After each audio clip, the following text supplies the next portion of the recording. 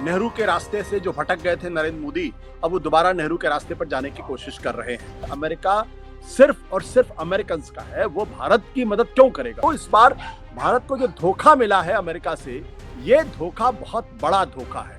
एक स्वतंत्र विदेश नीति होनी चाहिए जो ना अमेरिका के सामने झुके, ना चीन के सामने झुके। जो पाकिस्तान से बातचीत के खिलाफ है, दरअसल वो भारत के हितों के खिलाफ बात करते हैं। लेकिन अंततः आपको नेहरू के रास्ते पर ही चलकर देश की विदेश नीति को आगे बढ़ाना पड़ेगा। और इस धोखे से अगर अभी भी सबक नहीं लेंगे तो विनाश निश्चित है। भारतीय जनता पार्टी और आरएसएस के नेताओं के पास ना तो कोई आर्थिक नीति है, ना कोई विदेश नीति। बेहतर यह होगा कि भारत की जो अंदरूनी राजनीति है, उस राजनीति को भी मॉडरेट करने की जरूरत है।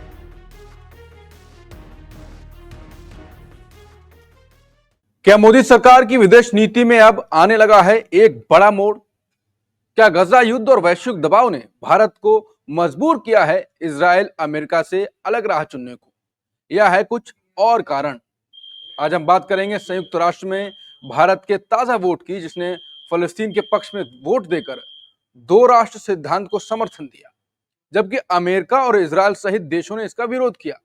लेकिन भारत ने उनकी अलग राह चुनी, उनसे अलग राह चुनी, उनकी हिसाब से वोट नहीं किया। ऐसा नहीं है कि भारत ने ऐसा पहली बार किया है, लेकिन मोदी सरकार ने ऐसा किया, यह बड़ी बात है। मोदी सरकार ने पहले 2014 से 2025 तक युद्ध विराम जैसे इजराइल विरोधी मुद्दों पर दूरी बनाई, वोट दिया ही नहीं, गायब हो गए, अंग्रेजी में कहे तो एब्सटेन कर गए। लेकिन इस बार खुलकर वोट किया और इजराइल और अमेरिका को ध्यान में नहीं रखा। ऐसा क्यों? क्या ट्रंप के अमेरिका से चल रहे तनाव के बीच अब मोदी सरकार ग्लोबल साउथ, विशेष रूप से अरब और मुस्लिम बहुल देशों के साथ अपनी ऐतिहासिक एकजुटता को मजबूत करने लगी है? और क्या इस बार घरेलू राजनीति, जिसमें विपक्ष की राजनीति को भी ध्यान में रखा गया है, क्योंकि फलस्तीन के मुद्दे पर प्रियंका गांधी, सोनिया गांधी खुलकर बोलती रही हैं, आर्टिकल भी लिखे हैं और आवाज भी उठाई है। लेकिन असली सवाल यही है कि मोदी सरकार को अपने रवैये में बदलाव क्यों करना पड़ा? क्या अब वापस से भारत वाली विदेश नीति पर लौट रही है मोदी सरकार? लेकिन फिर वही क्यों, और आखिर में क्या होंगे इसके नतीजे? नमस्कार, मैं हूं अंकुर और आप देख रहे हैं सतंदी का खास शो आशुतोष की पैनी नजर, जहां आशुतोष जी खबर की खबर लेकर असली खबर बताते हैं। आज वो समझाएंगे कि ये विदेश नीति में बदलाव है या एक ही बदलाव है, अगली बार फिर कुछ अलग पैंतरा होगा। आशुतोष सर। नहीं अंकुर, बिल्कुल आपने सही कहा है। और ये तो मुझे ये कहते हुए बिल्कुल किसी तरीके का कोई संकोच नहीं है कि नेहरू के रास्ते से जो भटक गए थे नरेंद्र मोदी, अब वो दोबारा नेहरू के रास्ते पर जाने की कोशिश कर रहे हैं। भारत की जो विदेश नीति हमेशा से रही है, वो किसी एक खेमे में बंद कर नहीं रही है। वो हमेशा एक नैतिक स्टैंड लेकर आगे बढ़ती रही है। और चाहे कोई भी हो, चाहे वो अमेरिका हो या फिर सोवियत यूनियन हो, भारत ने कभी इस बात से इनकार नहीं किया है कि अगर कोई हमलावर है या कोई किसी अंतर्राष्ट्रीय मूल्यों के खिलाफ जाता है, अंतर्राष्ट्रीय कानून के खिलाफ जाता है, अगर जो ग्लोबल मॉरल वैल्यूज हैं अगर उसके खिलाफ जाता है, तो भारत ने खुलकर उसका जवाब दिया है और भारत खुलकर उसके खिलाफ बोला है। इसीलिए भारत लंबे समय तक फिलिस्तीनियों के आंदोलन के साथ खड़ा रहा।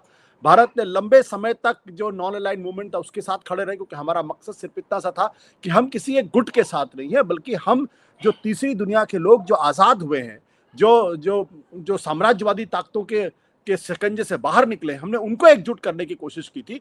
नरेंद्र मोदी के आने के बाद से भारत की विदेश नीति में काफी बदलाव देखने को मिले। भारत अमेरिका की तरफ बड़ी मजबूती के साथ झुकता हुआ दिखाई पड़ा। भारत इजराइल के साथ पूरी तरीके से अपने आप को जोड़ने की उसने कोशिश की, और उसका सबसे बड़ा कारण यह था क्योंकि भारत की जो सरकार थी, नरेंद्र मोदी की सरकार थी, वो हिंदुत्व के रास्ते पर चलते हुए एक अंतर्राष्ट्रीय कोएलिशन जो है वो इस्लाम के खिलाफ बनाने की कोशिश कर रही थी, और उसको लग रहा था कि इसमें अमेरिका और इजराइल उनकी मदद कर सकते हैं। लेकिन अंत में उनको इस बात का एहसास हुआ है कि अमेरिका सिर्फ और सिर्फ अमेरिकन का है, वो भारत की मदद क्यों करेगा? अगर उसके राष्ट्रीय हित अगर टकराएंगे तो फिर वो भारत की मदद नहीं करेगा, और कभी भी करना भी नहीं चाहिए उसको तो अपने राष्ट्रीय हितों की सुरक्षा करनी चाहिए। ये तो देश के प्रधानमंत्री को सोचना चाहिए, ये तो मोदी सरकार को सोचना चाहिए था कि अमेरिका के साथ जाने से उसका फायदा है या नुकसान है। मैं ये नहीं कहता हूं भारत को अमेरिका के साथ नहीं जाना चाहिए, लेकिन अगर आप पिछले दिनों देखें कि जिस तरीके से हम इजराइल के साथ जाने की हमने कोशिश की और उसका खमियाजा हमको भुगतना पड़ा। जब बैठक में, एससीओ की बैठक में हमने देखा कि ईरान पर जब इजराइल और अमेरिका का हमला हुआ, हमने उसको कंडेम करने से मना कर दिया। लेकिन इस बार जब अमेरिका से हमको धोखा मिला, तो अमेरिका से धोखा मिलने के बाद ये जो स्थिति पैदा हुई थी उसमें हमने ईरान पर जो हमला हुआ था उसमें हमने एससीओ के सारे देशों के साथ मिलकर उस प्रस्ताव का समर्थन किया था और उसका नतीजा भी हमको देखने को मिला जब पहलगाम के मसले पर भारत को अंतर्राष्ट्रीय मंच पर समर्थन भी मिला। तो ये जो स्थिति है ये स्थिति बदलाव का संकेत है।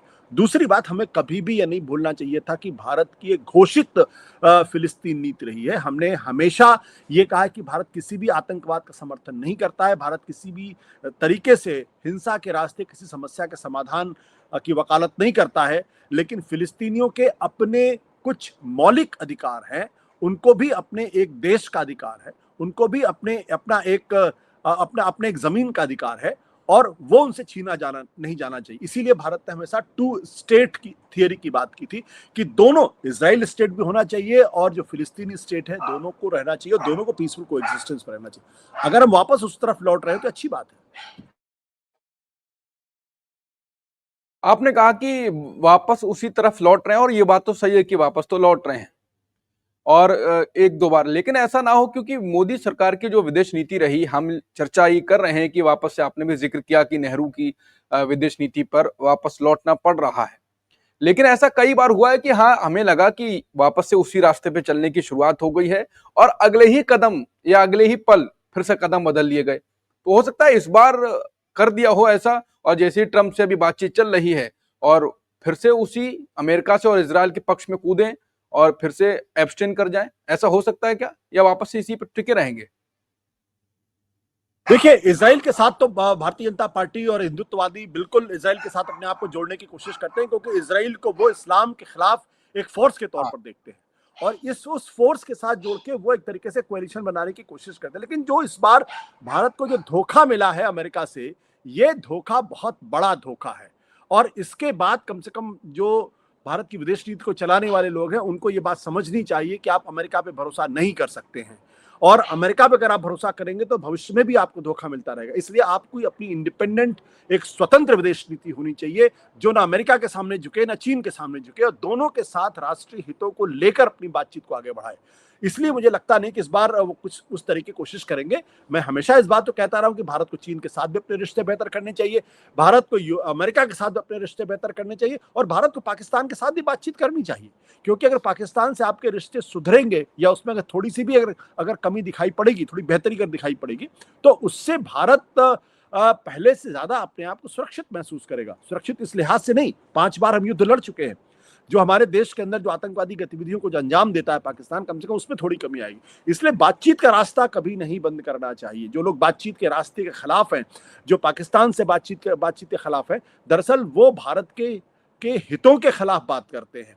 वो इस बात को समझने की कोशिश ही नहीं करते। या तो फिर आप पाकिस्तान पर हमला करें, उनको पूरी तरीके से खत्म करें, वो संभव नहीं है। चूंकि वो संभव नहीं है, इसलिए आपको दूसरा रास्ता अख्तियार करना पड़ेगा। इसलिए मुझे ऐसा लगता है कि अब कम से कम वो सबक मिला है और एक बार फिर नरेंद्र मोदी जी की को यह बात समझ में आई होगी कि नेहरू की आलोचना करना बहुत आसान काम है, लेकिन अंततः आपको नेहरू के रास्ते पर ही चलकर देश की विदेश नीति को आगे बढ़ाना पड़ेगा और ये नेहरू की महानता और उनकी विदेश नीति पर एक तरीके से मुहर है कि आप उससे ज्यादा विमुख होकर नहीं देश की नीति चला सकते। अगर आप चलाएंगे तो आपको नुकसान होगा। बिल्कुल, ये बात तो बिल्कुल आपने ठीक कही और इसी पे यही मेन पूरा चर्चा का पूरा क्रक्स निकल के आ गया। लेकिन इनकी राजनीति, जो विदेश नीति होती है, हमारी बार बार इस पे चर्चा तो होती रहती है कि घरेलू राजनीति से प्रभावित रहती है और बाहर अगर ऐसा करेंगे और घर पे कुछ और करेंगे तो इनके ही लोग, जो बुद्धिजीवी इनके वर्ग में भी कुछ हैं तथाकथित, वो कूद पड़ेंगे फिर, क्योंकि इन्हें लगे कि मुस्लिम अरब देशों को, मुस्लिम बहुल देशों को आप खुश करने में लगे हुए हैं। हालांकि खुश तो करते रहते हैं, उन्हें गले लगाते हैं, अलग से कारपेट बिछाते हैं, लेकिन ऐसे स्टेप लेके कर पाएंगे? क्यों घरेलू राजनीति प्रभावित नहीं होगी क्या बीजेपी की? देखिए, अगर दूध के जलने के बाद भी अगर आप छाछ फूक फूक फूक फूक कर किएंगे तो कम से कम कुछ तो समझ में आएगी बातें। लेकिन मैंने कहा कि इस बार धोखा बहुत बड़ा है और इस धोखे से अगर अभी भी सबक नहीं लेंगे तो विनाश निश्चित है। धोखा इतना बड़ा है कि आपको लगता था कि अमेरिका आपके साथ खड़ा हो जाएगा, अमेरिका आपके साथ बड़ी बड़ी बातें करेगा, अमेरिका आपकी मदद करेगा। अमेरिका ने क्या किया? आपको 50% का उसने टैरिफ लगा दिया और आपको ब्राजील के बराबर लाके खड़ा कर दिया। नरेंद्र मोदी जी तो बार बार कहते थे कि ट्रंप हमारे दोस्त है और ट्रंप आज भी कहते हैं कि नरेंद्र मोदी जी हमारे बड़े अच्छे दोस्त हैं, वो बड़े महान नेता हैं। तो बड़े महान नेता के साथ दोस्ती ऐसी निभाई जाती है कि भारत के साथ तो कहते हैं हम अपने रिश्तों को बेहतर करने की कोशिश करेंगे, और यूरोपियन यूनियन के साथ आप कहते हैं कि आप भारत के ऊपर 100% का टैरिफ लगाइए। ये दोस्ती का तकाजा है। तो अगर इनको समझ में नहीं आएगा, अगर अब भी इनको सबक नहीं सीखेंगे, तो कब सीखेंगे? दूसरी बात देखिए, मैं इस मामले में थोड़ा कटु आलोचक हूँ। मुझे लगता है कि भारतीय जनता पार्टी और आरएसएस के नेताओं के पास ना तो कोई आर्थिक नीति है, ना कोई विदेश नीति है। आर्थिक नीति और विदेश नीति का विजन इनके पास नहीं है। आज भी आर्थिक नीतियों पे वो जो है जिस तरीके से आगे बढ़ते हुए दिखाई पड़ रहे हैं, उससे भारत का भला होता हुआ दिखाई नहीं पड़ रहा है। विदेश नीति के मामले में भी आपको उसी तरीके से दिक्कतों का सामना करना पड़ रहा है। तो ना तो विदेश नीति है, ना आर्थिक नीति है, और फिर आप बड़ी बड़ी बातें करने की बात करते हैं। तो बड़ी बड़ी बातें करने से बड़ी बड़ी बातें नहीं होती। आप मुसलमानों के खिलाफ एक इंटरनेशनल लेवल पे कोalition बनाना चाहते हैं। भारत के अंदर आप जो माइनॉरिटीज के खिलाफ आप उनको दबाने की कोशिश करते हैं। आप ये भूल जाते हैं कि जब माइनॉरिटीज की आवाज को दबाने की बात करते हैं, तो कम से कम 40-50 ऐसे मुस्लिम कंट्रीज हैं जिनसे आपको रिश्ते रखने पड़ेंगे। आपको मिडिल ईस्ट जाना पड़ेगा, आपको कतर जाना पड़ेगा, दोहा जाना पड़ेगा, दुबई जाना पड़ेगा, आपको जो है यूएई से बात करनी पड़ेगी, आपको सऊदी अरेबिया से बात करनी पड़ेगी, आपको इराक ईरान से बात करना पड़ेगा। आप ऐसा कैसे कर सकते हैं? आप उनके साथ बातचीत नहीं। तब जब आप हिंदुस्तान के जो मुसलमान हैं, अगर उनके ऊपर कोई विपत्ति आएगी, तो क्या वो आपको उसी भाव में लेंगे? वो भी तो आपको एक सस्पिशन की नजर से ही देखेंगे ना। तो इसलिए बेहतर ये होगा कि भारत की अंदरूनी राजनीति है, उस राजनीति को भी मॉडरेट करने की जरूरत है, और उस अंदरूनी राजनीति की वजह से आपको अपनी विदेश नीति चलाने की जरूरत नहीं है। मैं बार बार कहता हूं, राष्ट्रवाद को अपने बैक पॉकेट पर रख लीजिए, उसको निकालने की जरूरत नहीं है। जब आप विदेश नीति चलाते हैं, राष्ट्रीय हित का जो पर्चा है उसको निकालिए, और उसके हिसाब से अपने टिक लगाइए कि राष्ट्रीय हित, ये 4 चीज करने से हमारा राष्ट्रीय हित जो का समाधान होता है, और फिर उसके हिसाब से काम करिए। आप राष्ट्रवाद का एक पर्चा निकालेंगे, उस पर खाली एक होगा, उसको टिक कर देंगे और आपको लगेगा आपकी विदेश नीति चल जाएगी। तो फिर जो धोखा आपको अमेरिका से मिला है, वो धोखा आपको आगे भी मिलता रहेगा, और उससे भारत का नुकसान होगा। बिल्कुल, ये आशुतोष जी कई कार्यक्रम में कह चुके हैं कि अगर देश की विदेश नीति सही डायरेक्शन में चलानी है, यानी कि जिससे देश आगे बढ़ता रहा, देश का फायदा हुआ, नेहरू की विदेश नीति जो कि भारत की विदेश नीति रही, तो आपको अपना राष्ट्रवाद जेब में रखना पड़ेगा। पिछले कार्यक्रम में भी ये बात कही थी, और देश हित का एक पर्चा निकालना पड़ेगा, उसमें टिक लगाना पड़ेगा। अब मोदी जी पर नजर तो सबकी बनी हुई है कि देश हित में, विदेश नीति के हित में एक टिक तो लगाया है, जिस पर हम चर्चा कर रहे हैं। कितने टिक लगेंगे, क्योंकि फिर से पलट गए, अडानी का किस्सा भी यूएस में चल रहा है, उस पर भी चर्चा करेंगे अगर उस पर कुछ केस आगे बढ़ता है। कुल मिलाकर हमारी नजर बनी रहेगी भारत की विदेश नीति पर, और क्या उसके इंपैक्ट पड़ रहे हैं मोदी के कदमों से। जो भी होगा आपके सामने लाते रहेंगे। तब तक के लिए नमस्कार।